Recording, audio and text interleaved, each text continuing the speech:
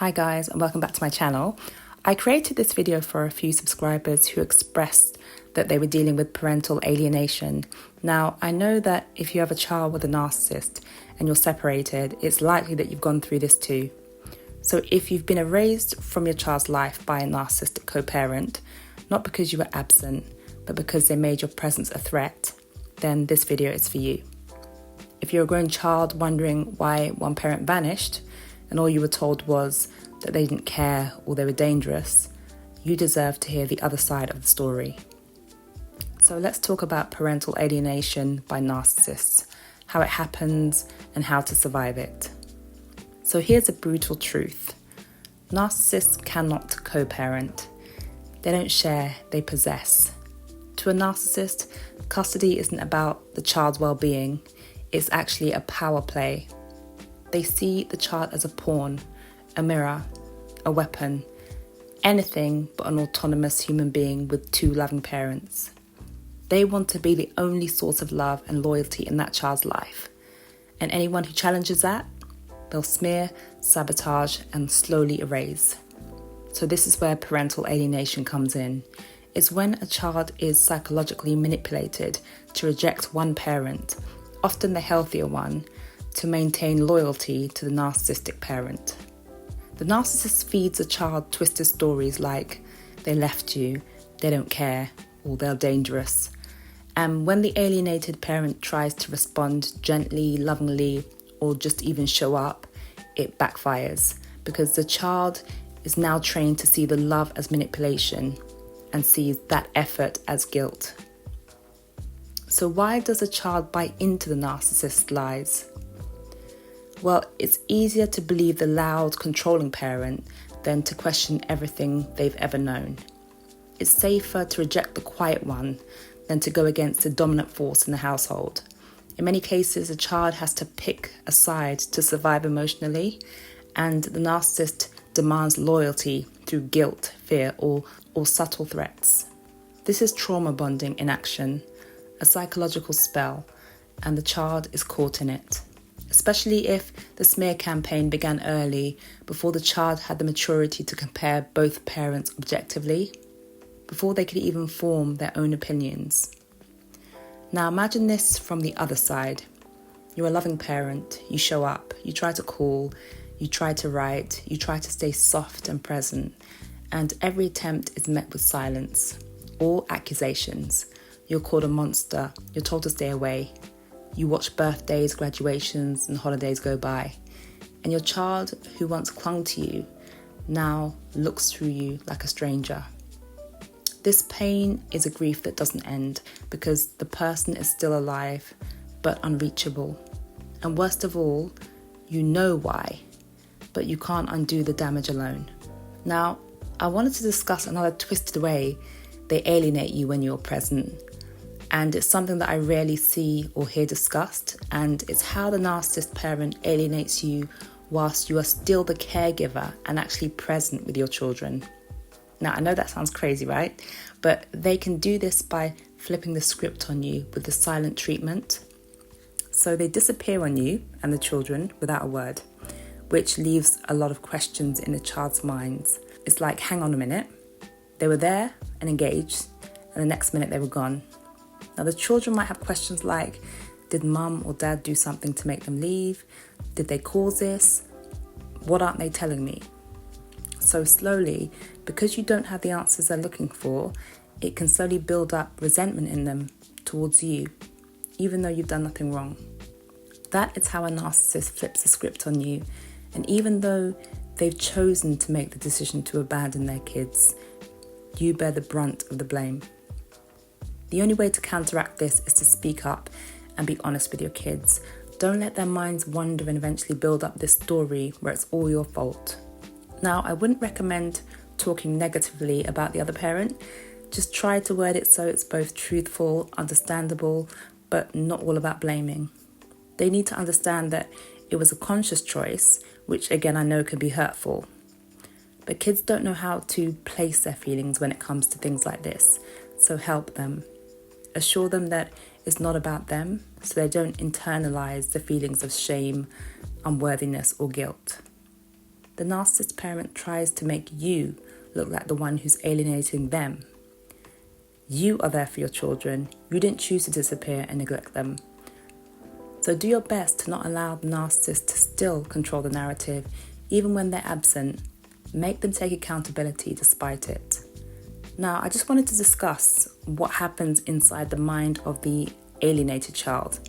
So let's take a moment to understand what it's like to grow up under the psychological thumb of a narcissistic parent who actively works to erase the other parent.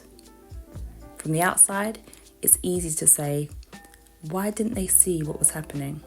Why didn't they ask questions? But you have to understand, children form their reality through the lens of survival.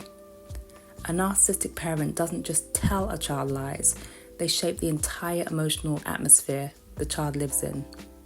They frame love as conditional. They create loyalty binds. They imply or outright state that to love the other parent is a betrayal. The child, even as an adult, may carry deep confusion and shame for feeling anger towards the alienated parent without understanding why, believing distorted stories without ever asking for the other side, going no-contact or cutting off the innocent parent to preserve peace with the narcissistic one, or feeling loyalty to the abusive parent even when it doesn't make logical sense. The truth? The child was manipulated at a nervous system level. Their fight or flight wiring was trained to equate closeness with the narcissistic parent as safety and connection with the alienated parent as danger, disloyalty, or guilt. This is not their fault, and it's why many alienated adult children don't wake up until later in life, sometimes only after the narcissistic parent dies or they experience their own trauma or loss that cracks open their reality. Now, I wanted to send a message to the adult children. To anyone who grew up in this situation and is just now wondering, why did I hate my other parent so much? Why does the story never fully make sense? Why did I never hear their side? You might have been used as a weapon. It's not your fault. You were taught to reject love from one side to survive the instability on the other. But now, as an adult, you get to reclaim your own truth. It takes courage to question the story you were fed, but your healing and possibly reconnection depends on that courage. Ask yourself, did I ever truly know both of my parents? Or did I inherit someone else's hatred and carry it like my own? So now I wanted to discuss the emotional reality of the alienated parent. So that's the one that's left behind and erased from the story. If this is you, you've likely endured a grief that has no funeral. You may still be alive, your child's still walking this earth, and yet the relationship is gone. Not by death, but by distortion. You've watched your child grow up through second-hand stories.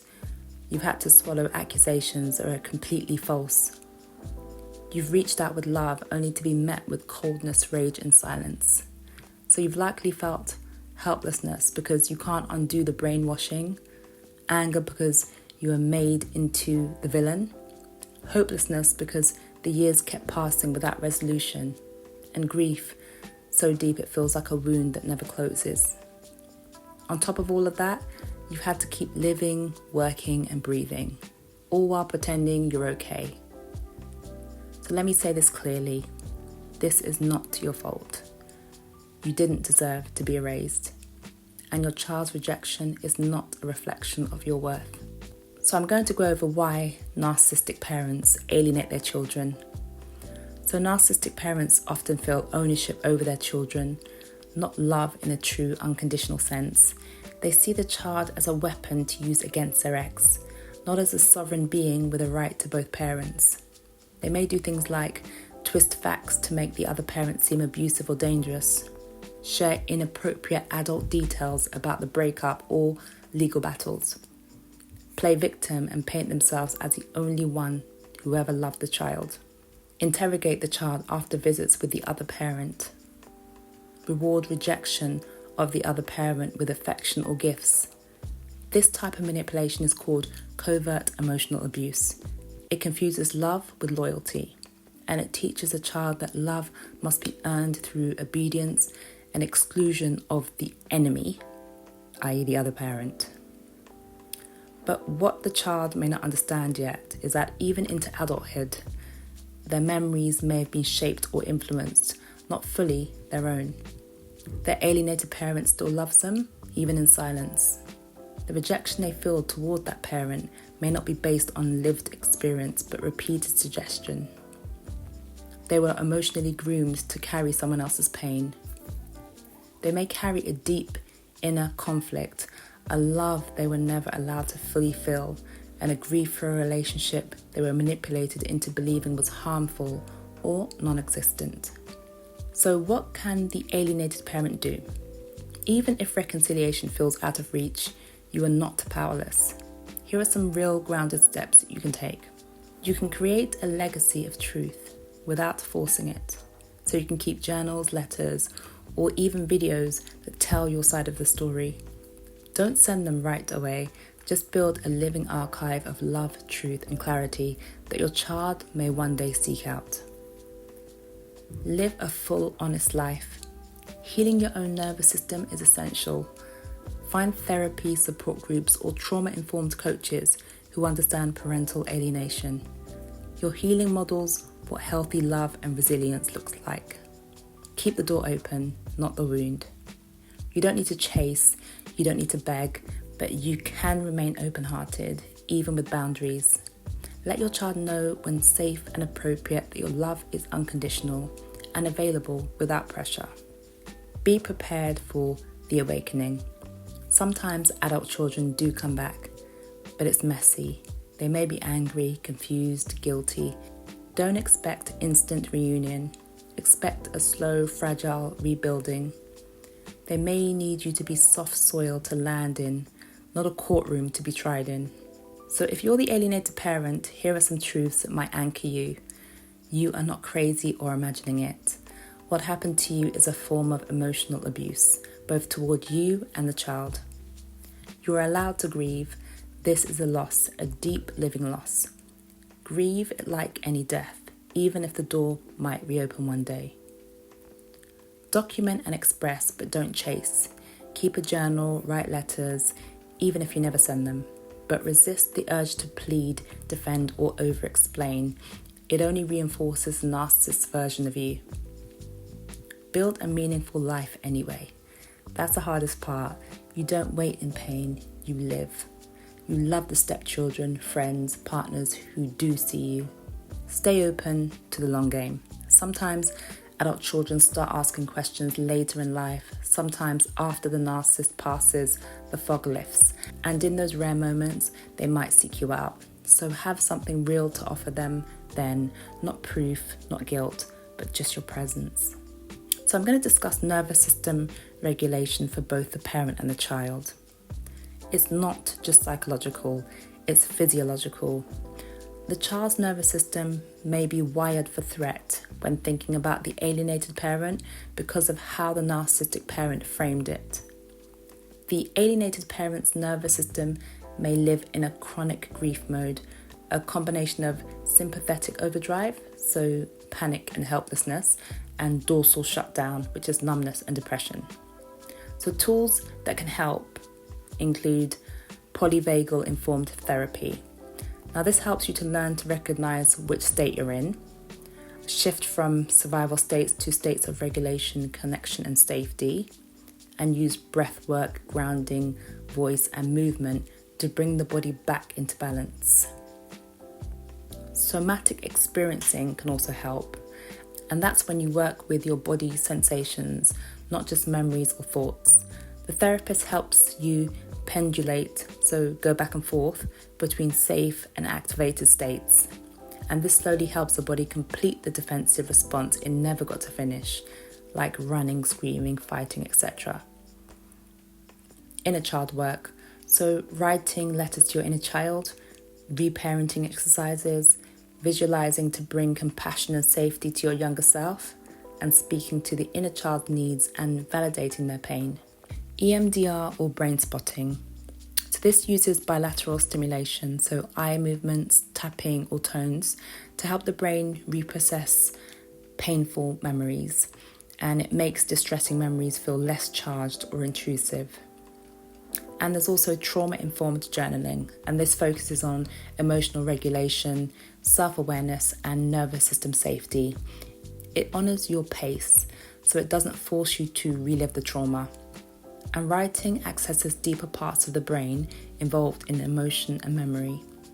When done gently, it helps release stuck emotions and restore a sense of agency. Parental alienation is one of the most invisible, painful traumas a parent can go through, and for the child, the betrayal comes with no roadmap. But healing is possible, even when reconciliation isn't, because healing isn't just about getting the relationship back. It's about recovering your sense of self, your truth, your emotional wholeness, with or without them. If this is your story, I see you. You didn't fail, you didn't abandon, you were erased, but you're still real.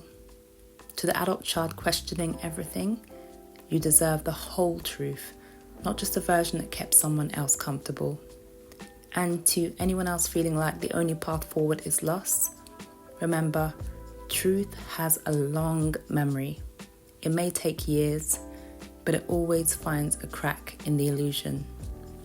And when it does, you'll be ready, not bitter, not broken, but whole and ready to face whatever comes. So if you've been going through this situation, I really hope that this has helped you in some way. I'll speak to you on the next one, guys.